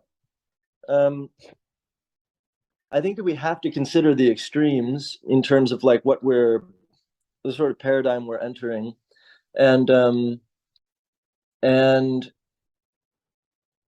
think of this almost as, I wouldn't say that it's frivolous or disintermediate or disconnected from language. I think it is itself language. I think it is itself meaning. I think it's an overabundance of meaning in excess of our subjective capacities, which again is the experience of God. Too much meaning. And I think what might be interesting is like my own personal theory on the unconscious is that it develops through excess, through subjective excess, which then absents itself into equilibrium. Kind of like the example I give, like, like waking up and it's too bright, but then it equalizes so that you can see things. So, does this AI somehow, this overabundance or this excess of sort of meaning somehow turn into a new equilibrium that we use as our automated unconscious operations? Essentially like an additional layer of language or whatever the case is. And I guess what I'm talking about in effect is like, a cyborgian sort of reality, but maybe there's another metaphysical layer where we start to sort of inculcate these notions and this overabundance of, I think it's already happened with memes and memeplexes and sort of the macrophage viral aspect of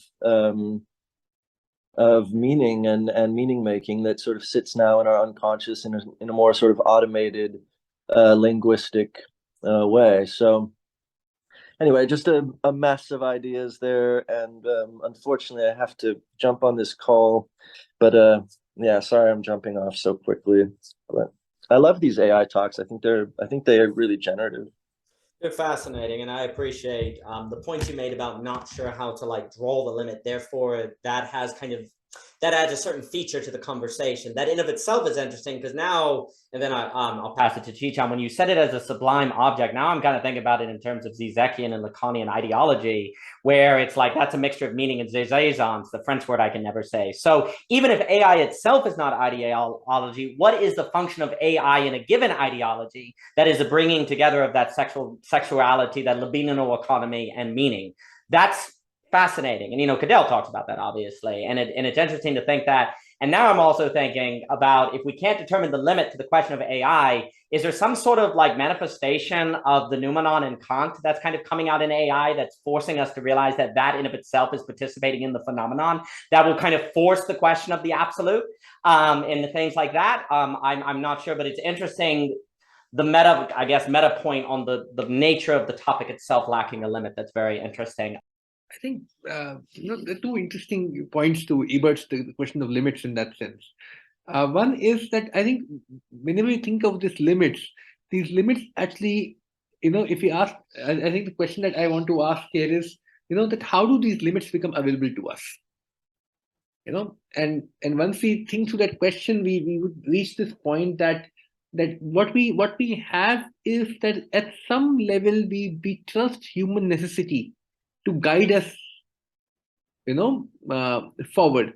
And once this terrain of necessity itself is taken over, once this terrain necessity itself is completely dominated by a technology, even if the technology is very new in that sense, then what is the direction forward? I think the other side of this question is that if you have a technology that can completely take over any sort of it can completely put in that it can solve all your problems immediately. The immediate benefits are huge, and all its problems are sort of put into the long run. Run that you can't have any kind of prediction with. I think that's the problem of limits that I think Ebert is raising for us. It's a very specific kind of a problem. The problem is that there is no immediate human necessity that you need to actually find another route than that. In that sense, immediately you will always find that to be a better option than other things. It's only when you start creating this symbolic universe of prediction, long-term problems, and so on and so forth that you can So I think the challenge of technology in today's time is that more and more of this exteriorization of the human being is actually functioning through techne in our times. That human beings are functioning outside themselves in some senses. And what you're reaching is a limit point of that movement where there is no need to go back inside in that sense. The very structuring of that inside and outside distinction is gonna vanish. It's not like there will that you need to go back inside. Inside outside itself will become a vanishing distinction. And it isn't. I think how do we think through that movement? It becomes interesting, today. Yeah. I really like that because it makes me think maybe that's like the frog in boiling water, right? Like the long term. So it's always okay. This is pretty nice. This is helping my joints get loose. and then you're eaten. So if it's always like, if AI is always in the short term the best route, it is always rational to do until it's not. And maybe it never isn't. But that's that interesting structuring of the problem I appreciate that you're bringing out. Javier, please. If I'm understanding Chitan correctly, I feel like, I don't know why I didn't think about this. The threat of technology is the fact that between this balance of interior, exterior, is that it threatens the otherness of the other. Like it threatens us because it would eradicate our otherness, because it would be essentially become a prosthesis to ourselves. And so I'm going to use Buber's term here, distance. Distance meaning that we put technology, we keep technology as an other, and then we maintain ourselves as an other. If it crosses those boundaries, we annihilate ourselves either into technology or we annihilate technology. But we all know technology is happening anyway. So I think that's the responsibility, right? To not annihilate ourselves, not annihilate our otherness, which is actually kind of ironic because this is like Buber's critique of mysticism, where you cannot have an other if you annihilate yourself in the other. You don't even have yourself anymore. So I do think that question is, that does kind of, I think that's like the ethical paradigm I think that we're all kind of been like jabbing at, is like, how do we maintain our otherness in the midst of this inevitable outcome? Because, I mean, sure, we could be debating techniques and what happens, but I think fundamentally, either we have to redefine what does it mean to maintain our otherness, or, you know, some type of methodology to just keep that distance, basically, from it becoming a sort of self-consuming other, basically. Well, we no longer have ourselves anymore. We no longer have that maintenance. Yeah. No, that's outstanding, because I was going to bring up, it's a problem of empathy in Buber, right? Where you become the other and therefore there's no relation. So it seemed like the issue is that we somehow have to maintain a distinction between the AI and the human, and the generative is the relation between them. The problem is we cannot clearly identify a limit to what the AI can't replace us in. So it is difficult to determine our otherness. And I think in Net 12, we talked about the final absolute choice in choosing to define the human as essentially apathetic, as having something that is essentially apathetic and therefore always not present that the AI can capture, right? And this is where like, the stakes of metaphysics come out, man. Like that, you know, like if we cannot, and this ultimately is why I went from Hume to Hegel, frankly, now I'm just cutting into a bunch of things, is if we cannot get an ontological conception of A, B and justify that, if we only have AA, then there is no otherness. Like, and then that has to assume though, that AI can only be AA and never AB. And that we have reason to think that, though, based on what we're saying with Bergson, common sense and phenomenon, and the fact that AI don't have the full body and they don't participate in the world like humans do. Therefore, they can't solve the frame problem we were saying at the beginning, which is the notion that a human being automatically knows what the next frame in time will entail. We know that a second from now, there's not going to be a lion in my library because causality would not arise to that. And the notion that Dr. Robinson was saying is that that's common sense, but AIs don't know because they don't have experience what can logically follow in the next frame, and then that's too infinitely complex to calculate in the AI, right? Well, if that is true, let's hypothetically say that there will never be an AI that solves the framing problem. I'm saying hypothetically. Well, right there, we preserved our otherness then, okay? But the problem is it's very difficult to tell if that problem will never be solved. That's why I like what Ebert was saying, right? Like that's why this conversation on AI has this kind of, I don't want to say circling, maybe orbiting. Circling sounds like it's not going anywhere, but it's like there's this fundamental inability to know for sure that otherness is protected. And maybe it is and maybe it's not, because all the people in Silicon Valley are like, nope, otherness isn't protected. One day AI will be able to do all those things. But then you're like, you're part of the corporations making all that money. And you're also invested in making us believe in determinism. That was a really good point that Forrest Landry brought out. I really like that, where you were saying this whole like AI determinism, that whole narrative is what the corporations want you to think so that you don't stop the AI and they make all that money. Like if you literally went, no, actually we could steer this or kind of change how it develops. Ah, crap, you're cutting into the corporate profits, right? But then if you're not a programmer of AI and you really don't get like I don't get all the details of general intelligence and how far I have some people telling me it's decades, maybe even 100 years away. Then I have other people telling me, nah, it's 20 years away. Then I have people like, I'm like, well, we're never going to like, it's going to be a long time before we have a robot that can unload trucks, right? So like one of the things that I think otherness of the human will be protected is blue collar work. Like manual labor for quite a long time, at least, should be a realm of otherness for human beings, right?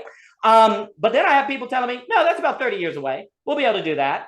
Well, I don't know. Like, are you just saying that? Is that like the sublime object in your ideology or different things? Actually, guys, before I forget, I have a theory that AI is going to be like hilarious in that it's going to like AI tends to be like really hated by conservatism generally, or Republicans, and a lot of the more like metropolitan white collar people are kind of like, nah, it's coming and it's a good thing. But actually all the white collar stuff's going to be destroyed first by AI. And a lot of the blue collar like stuff is going to be preserved. Like having family, AI can't have family at least for 100 years. That tends to be a conservative value. Blue collar work tends to be a conservative value. And a lot of the stuff of with your hands. So it's like a really funny joke that like the AI is probably going to like, you were told go to college, you'll get a job and, you know, make a lot of money. The college is going to be destroyed by AI. It's really funny. Anyway, except colleges that are doing a technical skill, like building like a laboratory or like skills, like really advanced skills. But like a lot of the other stuff is going to be like taken out, which is really kind of ironic, but that's another narrative for a different time. Anyway, it would seem like the hands is going to be a source of otherness. That will be AB while AI cannot. Phenomenological experience, family, very advanced creative work. It does seem like it will be a while before AI can do very advanced creative work. But then I have a guy over here from Silicon Valley say, nope, 10 years from now, how do I know? Right? How can I know? And that's why this problem, because the people telling you that AI is going to take over have a vested interest in AI taking over, right? And the only way to know if they're telling the truth or not is to enter the realm that they will not let you enter unless you ascribe to their paradigm. So you have this problem, right? But it does seem to have a lot to do with the question of the replaceability of the human. Is it theoretically possible to make a golem like the Jewish story, right? The golem or whatever. Could you theoretically make a golem that literally had passed, not only did it pass the Turing test, it kind of passed the metaphysical Turing test, where literally every layer of the human being could be replaced, right? That's kind of the question. And that's what we're kind of going, that doesn't seem like a good thing, right? But then you're like, oh, wait, I've been trained not to moralize. Because, you know, a lot of people thought TV was bad and then it was kind of good. But actually, it was kind of bad. Well, I'm not sure. And the corporations are like, don't think about it. It's inevitable. So you have these cross currents of the conversation that makes it very... And then, of course, in that sphere, can you have democracy? Like, how do you have a democratic debate about AI if you have all those cross rivers going on, right? That are kind of negating one another in different ways. But the last thing, and then I'll pass, and then we can say closing things, because I feel I will have to go in a minute, but if anyone has last things to say, please. I do wonder if there's something about AI that is kind of the logical end of Kantianism. Like it is kind of like based on what like it's the logical end of Kantianism, meaning there's some sort of noumenon, there's some sort of thing like if you believe there's a certain limit that will forever protect human beings, because they're like, that's what Kant thought he was doing with the noumenon, right? Like he was like God, moral, the essentially human could not be destroyed by rationality. So that essential human nature was on the other side of the noumenon. And what AI is kind of forcing the question of, well, let's find out if Kant was right about that. And if not, then you're going to have a new ontology and metaphysics that for me, of course, would be AB and Hegelian and Humean and all those different things. So there's almost like a forcing of the question that is coming out. But please, let me pass to whoever wants to speak. Thank you. So yes. Yeah,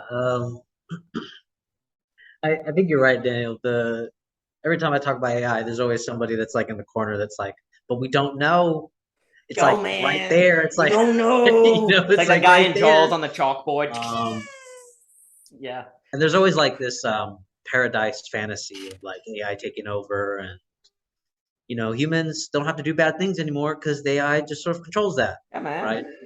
Right. But you know what, Daniel? Then the biggest problem, the limitation, then the biggest threat is boredom. Yes. Oh yeah. That would be the biggest topic. Oh yeah. It would be boredom, because then after boredom, once AI can just do everything for you, I think I might just get bored and just start slaughtering a bunch of it, you know. Yes. You know, because there's something about boredom that's like, I gotta do something. Yes. You know, and yeah, but I do think if AI is going to maintain our otherness and its otherness, it has to be. This is a risky proposition what I'm proposing, but I think because it carries the same risk as becoming a human being, being a human being, is making the AI as close as possible to ourselves, incorporating its flaws. You know, an AI able to experience feelings and sensations and have, you know, sort of emotive interactions. I feel like if that is possible, which I know some people would argue, if that is possible, then I would say it is possible to maintain our otherness and its otherness. But if it doesn't, then we eradicate our otherness because we are just going to just let it do its thing. And then so we risk boredom. So I guess it comes down to this. Can technology, as Buber would say, can technology have a capacity for relation?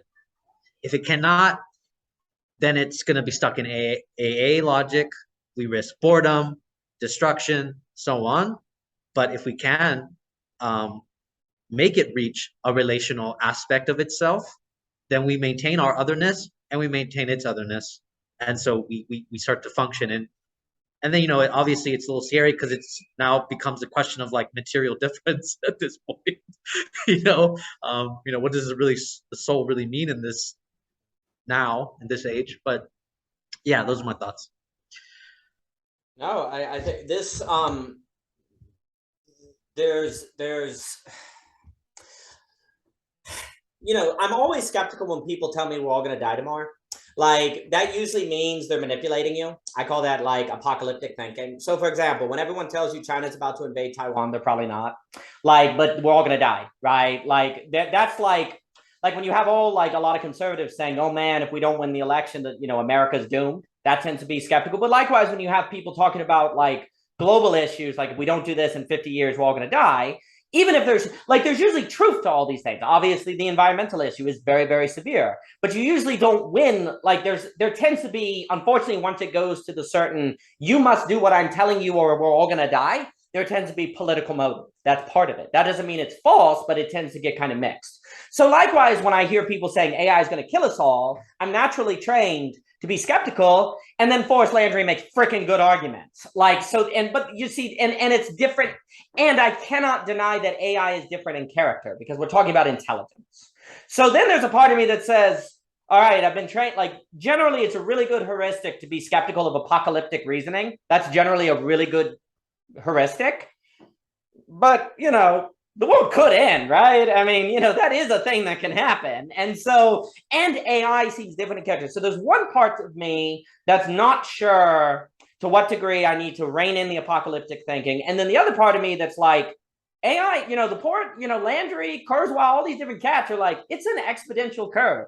Today, AI chatbot sucks. And in 6 months, it's the most brilliant thing you've ever seen. 6 months is nothing, like nothing. Let's say it's 2 years. It's nothing. So it has an exponential curve. So right now when it sucks, you might be able to channel it. But if you say, no, let's see where it goes. No, you don't get to see where it goes because it's already taken off. There is no like, wait, this is why this situation is so crazy, is because it has all these unique character to it, precisely because it seems to think. Well, let's put it this way. It thinks enough to be difficult to evaluate. It doesn't have to think, it's just like what Chiton was saying. It doesn't have to think exactly like humans, but if it's close enough, then there's an issue, right? And that's why this topic is so freaking crazy to me. Like, it's nuts. Last thing I'm gonna say, and then I'll pass it if anyone else has anything to say, because now, like, it's such an interesting, like, I'm really interested in the meta structure of the discourse. It has this orbiting function to it. Like, I don't know of issues that have an orbiting function to it. Like, even global warming, like that you can say, oh, everyone stays on their side. But at the end of the day, it does tend to agree on, like, I just interpret the evidence differently. There is a point. There's like a fixed point. Okay. Do you see what I'm saying? Like there's a fixed point. Even with the economy, it's like the Federal Reserve is going to destroy us all with inflation. There's a fixed point, which is the question of the the strength of the dollar, the bond market. There's like a fixed point. Okay. And then there's just disagreement about the fixed point. That's the nature of those discourses. But the AI discourse doesn't even seem to have a fixed point, really, because it's not agreed upon on the nature of that very AI and what it can do. The fixed point is something in the future. Well, the future, by definition, is not fixed. It's contingent. So the discourse is really unique to me from a kind of meta structure. And basically, for me, you can't advance in a discourse unless you understand its structure. Like a discourse is basically stuck if you don't have an ability to kind of meta and analyze how the discourse works. And I really can't. Maybe theology kind of has a non-fixed point because it's in the future, but then they do have a history, right? Like AI doesn't really have a history. At least religions have like a tradition you can go back on, a history that's kind of fixed, even if the future point and what it means today is.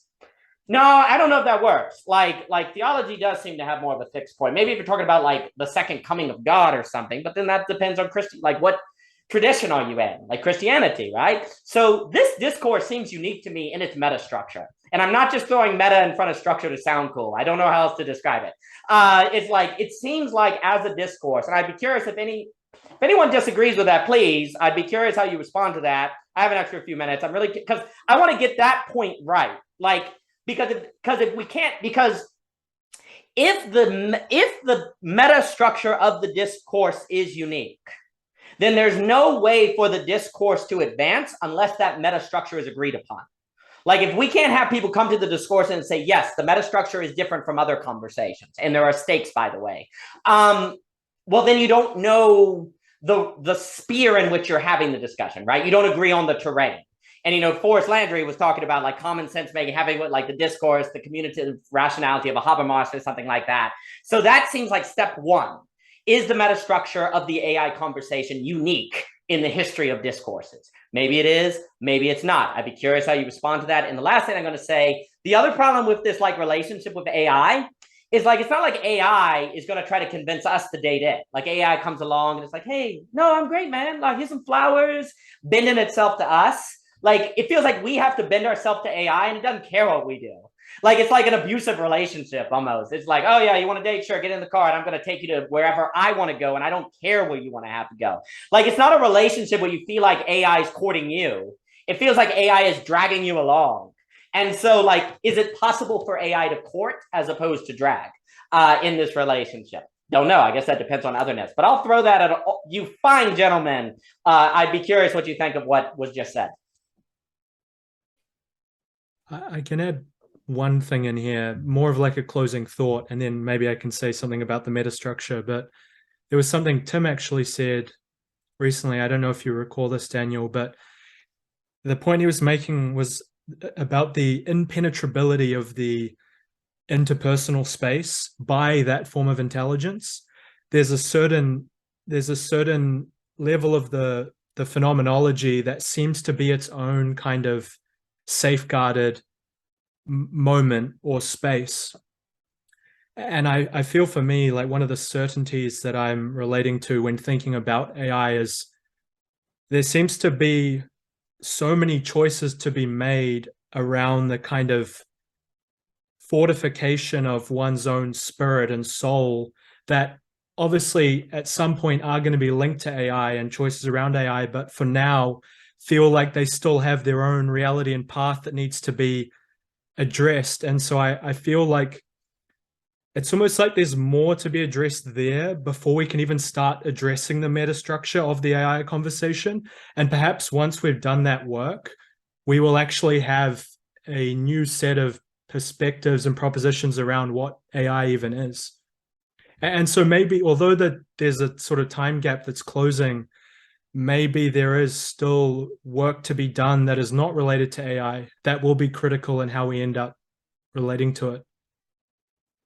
I do really wonder if the topic of the discourse falls under the fact that technology has been a crutch for failed human relations.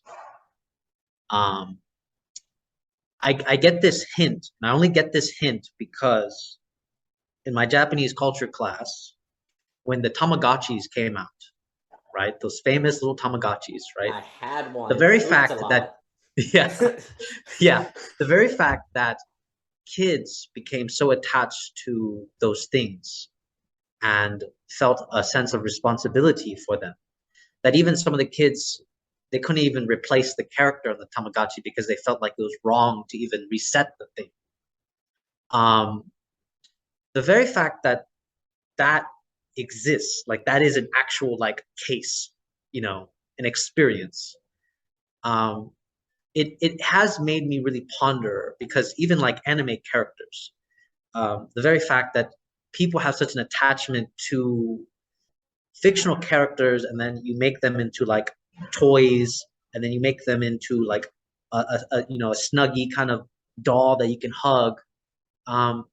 It really shows like the relational character, the sort of intimacy that we crave that we don't get with other human beings. So that's why I feel like actually, if there is going to be a change of discourse on AI, it has to be because if there is no limit, right, no fixed point, as you've been hinting at, if there is no fixed point, then the fixed point always has to be man himself as the point. Which means that if we cannot change the relations between man and man himself, then technology will continue its path the way it's. I'm not going to leave it like apocalyptic. I'm not going to, you know, I don't know. I straight up don't know. But I do think the meta structure of that discourse definitely has to do something with like a failed discourse rooted in a real fallen discourse between man himself and other beings. I think, I mean, that's my suspicion. I'll be curious what you think about that. That was sexy. I really wish I had that end of the world music from Neon Genesis, the end of Evangelion, the happy guitar song to play as you were talking. I know, and everything dies. That would have been great, but I didn't have that track to play as you were talking. It's really too bad. That's really good, because it does seem as if a lot of our concern with technology is based on real concrete experience of how technology seems to negatively impact relationships, but then there's a question mark of it being good for relationships. Makes me think of pets. Like, is it good that people find a certain relationship and intimacy with their cat that they can't find with human beings? Or is that bad?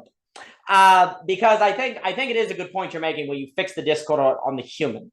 But that's Hegel. Like that, I mean, that's like you have to bring the subject into your metaphysics. And if you don't, you're screwed. So is the question, does it come down to the question of if it's okay for humans to have sex with robots? Is that what it comes down to? Like, are we going to be accepting of sex in AI? Because I kind of joke, but maybe that's like the rub. Like at the end of the day, can human beings, and this is, I'm joking, but as I joke, I'm like, oh yeah, that is the question. So like, could it be the case that human beings could have a sexual relationship with AI and it provide them something good or bad? Like, is that what it comes down to? And in the sexual act, it like fulfills something in human beings that makes them actually feel their otherness to the AI and yet harmony with the AI, or not? And I actually do think, and now that we've thrown those cards on the table, I do think actually the Japanese have been way more ahead in this than we have. They've just been ahead on this conversation for a very long time, and we're just, you know. But look what's happening to Japan. No one's having babies, dang it. Like the old people, like Japan sucks, other than the art world. God bless their art world. But the demographics suck, right? So it kind of feels like that's the question. I know that's ridiculous, but like there is something about the question of if something can come out in the relationship or lost. Is the Tamagotchi thing good? Did it teach kids to like be responsible, or did it make it addictive? Are video games good? There's studies that show video games are good and some that show it's bad. Go, sex. Yeah, so ironically, right? So this is why it has to be back on man again, because when I read the studies on the Tamagotchis, there was a kid that enjoyed killing off the Tamagotchis. Like he enjoyed killing them. So there is this interesting mediation with the human being, because it has to be that sense of responsibility. I don't know the whole sex with the AI thing. I mean, I guess if like I don't know, like, can it actually produce a child? You know, would we be able to, you know, or is this like a sort of like pure enjoyment type of thing? You know, is this no different from like a man fucking a goat, basically? You know, like, It depends on if it's a simulated goat. I think this has to remain an open question, and it perhaps is the title of this net episode. Oh, it's gonna be great. The algorithm's gonna love it because the algorithm's gonna be like, "That's all I want, guys. That's all I want." I would like to hear the Lacanian perspective on that. They're gonna be like the Sure. impossibility. No, they're gonna be like, no, that is the real sexual relation. Like Lacan's gonna be like, I was saying it was impossible. No, you can do that. That's real. That there is such thing as AI, not woman, but AI. Yes, that's gonna work out. I find so, but you know what? Actually, maybe this does actually suggest that what is essential for the otherness of the human is the child, because the sex act itself, it's just no, that's reducible pleasure to the that doesn't necessarily do it. Does it have to be generative? And then the Catholics are like, we freaking told you. I don't know. The Catholics might like the theology of the body. I actually have thought going back to the theology of the body by John Paul II and rethinking that book in terms of AI technology would actually be quite interesting, because that entire conception of human otherness is then based on the Trinity of man, woman, and child. And for him, it's like, if you remove the child, then no, humans are just objects. Like basically humans are freaking like animals without children. Like that's kind of the argument that's coming out. And if indeed AI cannot produce children, it can only asexually reproduce per se, replicate, but not procreate, I suppose, then that would suggest the essential. But that would mean people have to have kids. And then the conservatives who hate AI will be like, you know, family life will be like emphasized again. So that's a curious question. So it may suggest, well then, but would that mean then to have full otherness and harmony with AI, we have to create children with AI? Or is it children between humans? What would it mean to make a child with AI? Would that be a cyborg? I'm not sure what that would be. Or children of whom have a different kind of ontological being in the world because of some sort of relationship with AI and biology that come together. What does that look like? Do you train that? Is that a skill? Is that given by the world? So basically, we run into the X-Men narrative where there's Yes. like the we mutants. And then there's like the normal people. Yep. And then we enter a whole new paradigm of what, racism, basically. You could. Well, isn't there a way though where like I know boomers, like isn't the generational divide getting worse and worse because of the technological environment that each generation is in? Like, couldn't you imagine that just being exponentiated to a more extreme realm where it basically is like mutant versus non, like in the X-Men series? That's very possible. I really do like the point though you brought up on the relation. Like, I feel like that's quite fertile. And I'm not saying that because it's a sex term. I'm saying that because the fact that like we're concerned about AI because we don't have good evidence that AI has been good for relationships. Like, there's a feeling that it may not be, that it's hurt things. But then of course, we're talking because of Zoom, right? But so it's like, we know it can be good, but is it also bad? This gets to Tom and I. We had that conversation we had the other day. Well, I think if the good parts of technology is when it can become a place of meeting. Okay. Yeah. Like yeah. Zoom. Yeah. Even like the game, I recently learned about Animal Crossing. People got together and they protested in the game for like Black Lives Matters and stuff like that. Nice. So I think if it can become a place of meeting, then technology, I don't think I have a problem with that. Of course, there's always the ethical, like, does this place of meeting cause corruption or good, and so on. But yeah, I think the risk that I was trying to say with technology on relation is that it seems like the attachment to technology is because of failed human relations. You know what I mean? It's like motivation. There is that. It's like if we don't improve our own human relations, then people are going to lean the other way because they can relate to something. There is something there to relate to. And what's crazy about us is that we will make a relation out of anything. We'll make a relation out of an anime character, buy the products, and so on. But that leaves us to exploitation because of that relation.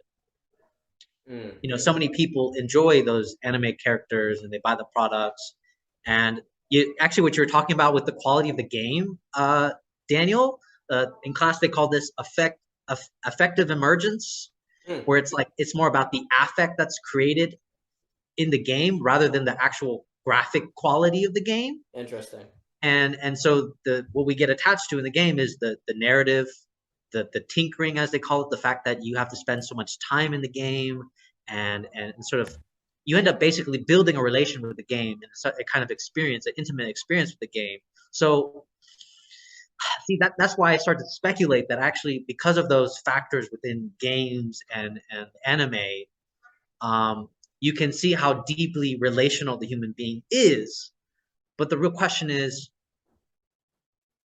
will technology help us be more relational with ourselves, with each other? Right. That's the real question.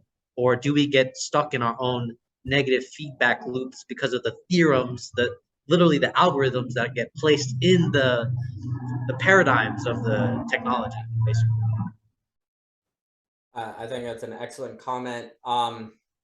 It does seem to be like, well, that was a point Forrest made, right? Whereas like a lot of these people in Silicon Valley are, they have Asperger, they're not really socially apt. So they're like, they're really like invested in AI, but that means they're like the people creating the future are pretty or they're not necessarily good socializing. So they're not thinking about preserving that reality or enhancing that reality.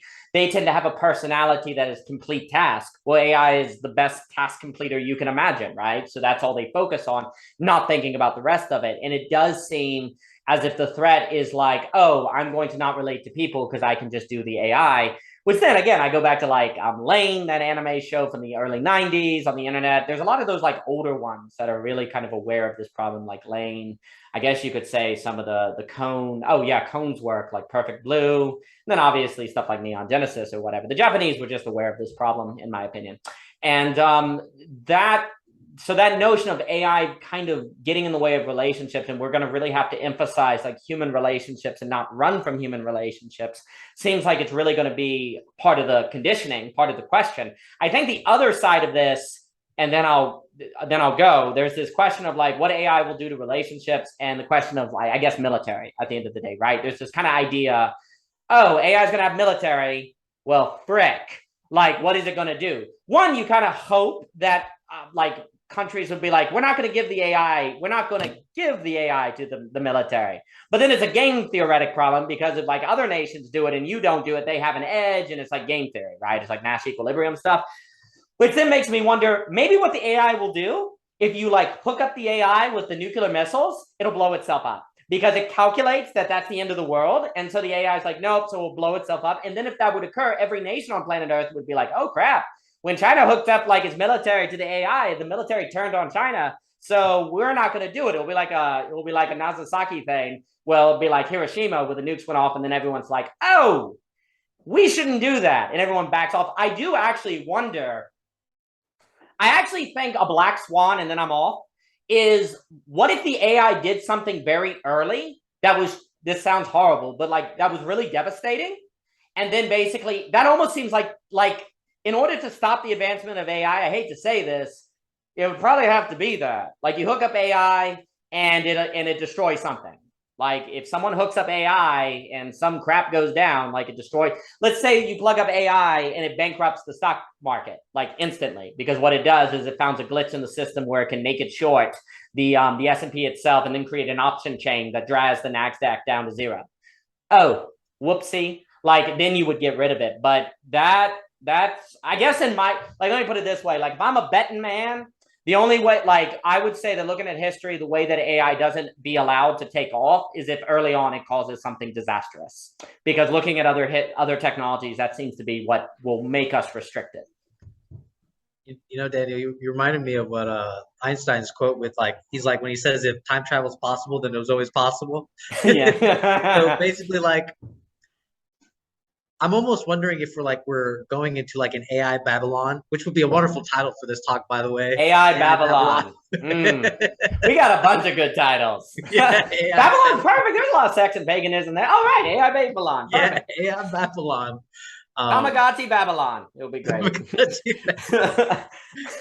I think I had one friend tell me, like, he did this crazy speculation. Like, he's like, what if the reason why in history it seemed like, you know, people weren't like that smart or whatever. He's like, what if actually they reached like the pinnacle of technology and they're like, you know what, we're just going to cause a reset button on this whole thing. Sure. And then that's how history continued. And then here we are falling into the same trap again, because we thought, oh, well, this is great, right?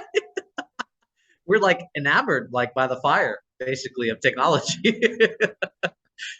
Hey, I haven't caught the Ancient Apocalypse series on Netflix, but you're whetting my appetite. I'm about to be all over that. So no, it's fascinating. So yeah, so it's like AI military, AI creativity, destroying the creative industry, AI relationships. If I were to say, maybe those are the three big ones. Maybe it's like relationships, creativity, military are the reason why there's this kind of nervousness about it, right? I actually don't think it's probably news and like fake news, because that's already pretty bad. So we're not really worried about AI on that, but it's like these other areas that it seems to be quite concerning. And maybe, who knows, maybe AI gets control of the military and does such efficient operations that then no one goes to war anymore. Like, you know, that's a possibility. Maybe AI becomes something where the average person who's extremely creative, but they don't have the skills, is able to unleash that creativity. We have a golden age of movies and stories, right? And maybe AI helps people figure out the problem spots in the relationships, where it's like, oh, my wife has a different love language than me, and it helps relationships, right? Because it can be like a relational advisor that's way better than the counselor, because they don't know your particular situation, because they don't have all your data. Maybe AI could collect all your data and actually help you figure out how you're screwing up in your like relationship, because you don't understand how they interpret the world or how they think and they function in different things, right? So there's versions of this where it's good, and then there are versions of this which is bad. And yeah, so great. I'm glad we talked about it. So sex with AI seems to be the frontier. We'll figure that one out. Anyway, Tom, please. A final thought, Daniel. It's interesting how the things we landed on as being most problematic are the things that the artificial intelligence definitely doesn't possess, or all libidinal forces. Yep. And yeah, I think that the question of should we have sex with a robot is a great metaphor for just that. It's like, it's not the AI that we're actually worried about, it's ourselves and those drives. Once we start fucking the robots, like what's that going to do to us? That's right. And I do think there are problems beyond that, but it almost seems like we won't be able to see beyond these current problems, which are our own problems, to even see the real problems of AI that will come out of like a raw intelligence. So now another So door. yeah, I'm not going to be fucking any robots. I might even start a religion where the first dogma is no sex with machines. I think that'll be popular. I think you'll have a wide audience. I think a lot of people will be like, yes, that one. Okay, well now, oh man, now I'm thinking about that, what do they call it? The left-hand way, where like in religious, you do all this stuff you're really not supposed to do, like field discuss, like for example, you eat, like if you're like a religion like Hinduism or something where you're not supposed to eat cow, like a way to enlightenment is to eat cow because it disgusts you and it's so horrible. And the left-hand way, I think is what they call it, is like the quickest way to enlightenment. Actually, it's like a really quick way to enlightenment if you can handle it, because you do everything that's utterly awful and disgusting to you that makes you break through your subject and like let all of that die off of you in a certain way. So what if there's a way that AI is going to force the entire world down the left-hand path, where we're disgusted with being human because we're incapable of doing anything unique? Tantra, I think it is with the Tantra tradition, is the left-hand way, I think, right? But of course, Satanism is part of the left-hand way, right? So is the AI going to force everyone down a kind of Satanism that is like the worst of all possible things for humanity, only for that to prove the quickest way to enlightenment? All right, so we got in Satanism, sex with robots, Tamagotchi, some anime, and that was great.